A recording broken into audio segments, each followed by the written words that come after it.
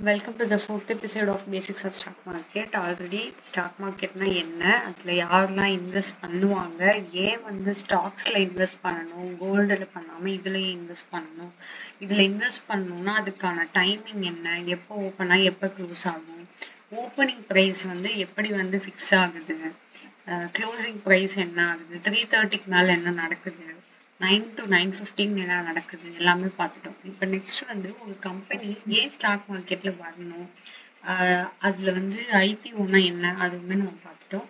இதுல வந்து offer for sale பத்தி சொல்லிடணும். ஆஃபர் ஃபார் சேல்லாம் வந்து ஒரு கம்பெனியோட ஷேர் ஹோல்டர்ஸ் ஆல்ரெடி அவங்க வச்சிருக்கிற ஷேரை வந்து பப்ளிக்கு கொண்டு வர்றது தான் ஆஃபர் ஃபார் சேல்ன்ட்டு.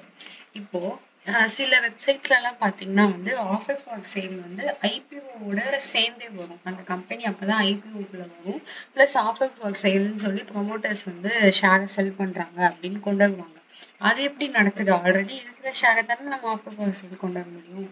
அதுக்கு என்ன காரணம் அப்படின்னா ஆஃபர் ஃபார் சேல் வந்து அவங்களோட பிரைவேட் ஷேர்ஸ் அவங்க வந்து பிசிக்கலாவோ இல்ல அவங்களுக்குள்ளேயோ வந்து பேசி இவ்வளவு ஷேர்ஸை வந்து நான் இதுல வந்து பார்ட்டிசிபேட் பண்றேன்னு சொல்லி வச்சிருப்பாங்க. அந்த ஷேரை வந்து டிமேட் அக்கௌண்ட்டுக்கு மாத்தினாதான் வந்து பப்ளிக் கொண்டு வந்து விற்க முடியும். இல்லாட்டி அது அவங்களோட இதுலயே பிசிக்கல் ஃபார்ம்லயே இருக்கும். அதை விற்கணும், அதுல இருந்து ப்ராஃபிட் எடுக்கணும், இல்ல பப்ளிக்ல ட்ரேட் பண்ண வைக்கணும் அப்படின்னா அது வந்து செபி அப்ரூவல் வாங்கி எல்லாமே சப்மிட் பண்ணாதான் அது ஒரு டிமேட் அக்கௌண்ட்டுக்கு கன்வெர்ட் ஆகும். அப்படி வந்து கன்வெர்ட் ஆகுற சேலை தான் வந்து ஆஃபர் ஃபார் சேல்னு சொல்லி ப்ரொமோட்டர்ஸ் வந்து கொண்டு வருவாங்க. இப்ப அவங்க வச்சிருக்க ஷேரை வந்து அவங்க விற்க வர்றதுனால இதுல இருந்து வர ப்ராஃபிட் வந்து அவங்கதான் எடுத்துக்க முடியும். அது கம்பெனிக்கு வந்து போகாது. அவங்கதான் வந்து வச்சுக்க முடியும். இல்ல அவங்களா விருப்பப்பட்டு அந்த கம்பெனிக்கு கொடுத்து அவங்க கம்பெனியை டெவலப் பண்ணணும்னு நினைச்சாங்கன்னா டெவலப் பண்ண முடியும். இதுதான் வந்து ஆஃபர் ஃபார் சேல். இப்ப வந்து நிறைய வெப்சைட்ஸ்லயோ இல்ல நிறைய ஐபிஓ வரப்போகுது அப்படின்னா அதுலயே வரும் ஆஃபர் ஃபார் சேல்னு வரும். ஐபிஓ ஃப்ரெஷ்ஷாவும் அந்த கம்பெனி வந்து வரும். அப்படி ஃப்ரெஷ்ஷா வரப்ப என்னன்னா அந்த கம்பெனியோட ஃப்ரெஷ்ஷான இஷ்யூ வந்து பப்ளிக் கொண்டு வராங்க. இதே இது ஆஃபர் ஃபார் சேல் வரப்போ அந்த கம்பெனியோட ப்ரொமோட்டர் ஷேர் ஹோல்டர்ஸ் அவங்களுக்குள்ள பிசிக்கல் ஃபார்ம்லயோ இல்ல ஏதோ அவங்களுக்குள்ள வச்சிருக்கிற அந்த ஷேர்ஸை வந்து நமக்கு வந்து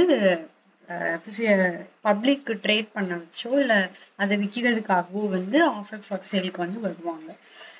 நெக்ஸ்ட் வந்து இஷ்யூ சைஸ்னா என்ன, அண்டர் சப்ஸ்கிரிப்ஷன், ஜிஎம்பி எல்லாமே பார்த்துட்டோம். நெக்ஸ்ட் வந்து ஒரு கம்பெனி வந்து large cap, mid cap, small cap அப்படின்னு சொல்லி வரும். லார்ஜ் கேப் கம்பெனி ஒரு கம்பெனி எப்படி large cap, mid cap, small cap அப்படின்னு பிரிக்கிறாங்கன்னா ஒரு கம்பெனியோட total market value of outstanding shares அப்படின்னா அவங்க கிட்ட இருக்கிற மொத்த ஷேரோட வேல்யூ ஒரு ஷேர் பிரைஸோட வேல்யூ எவ்வளவோ அதுல இருந்து டோட்டலா எத்தனை ஷேர்ஸ் இருக்கோ அதை மல்டிப்ளை பண்ணீங்கன்னா ரெண்டும் சேர்ந்ததுதான் வந்து ஒரு கம்பெனியோட மார்க்கெட் கேபிடலைசேஷன். ஸோ அப்படி இருக்கிறப்போ 20,000 crore மேல ஒரு கம்பெனியோட மார்க்கெட் கேபிடலைசேஷன் இருந்துச்சு அப்படின்னா அது லார்ஜ் கேப் கம்பெனி. இல்ல 5,000 to 20,000 crore இருந்துச்சு அப்படின்னா அது மிட் கேப் கம்பெனி.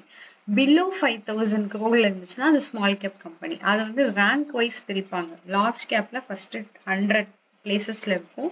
அடுத்து 101ல இருந்து 250 வந்து மிட் கேப்பா இருக்கும். 251க்கு மேல இருக்கிறது ஸ்மால் கேப் அப்படின்னு வந்து பிரிப்பாங்க. ஓகே, இதுல வந்து எந்த கம்பெனில லார்ஜ் கேப்ல வந்து நீங்க ட்ரேட் பண்ணீங்கன்னா ரிஸ்க் கம்மி மிட் கேப் ஸ்மால் கேப்பை விட. ஏன் அப்படின்னா இந்த லார்ஜ் கேப்ன்றதுக்கு வந்து டாப் 100 கம்பெனிஸ்ன்னு சொல்றப்போ அதுல வந்து நிறைய அவங்களோட ப்ரீவியஸ் ரெக்கார்டு இருக்கும்.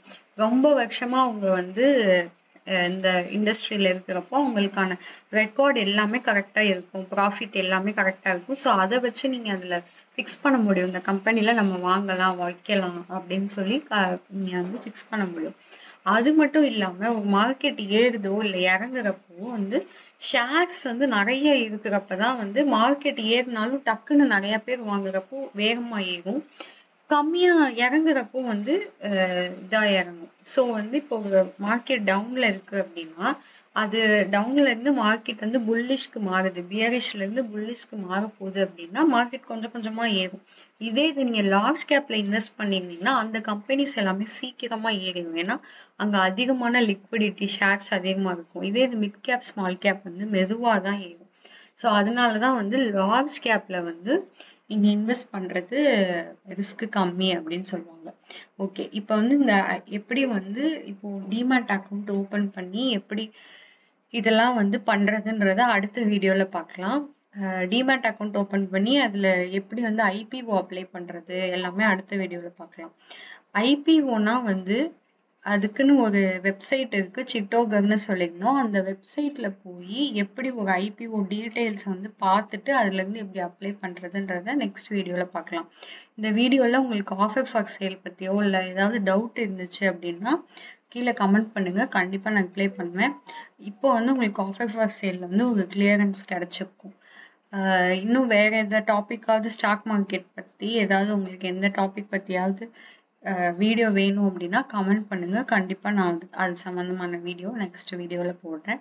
தேங்க்ஸ் ஃபார் வாட்சிங்.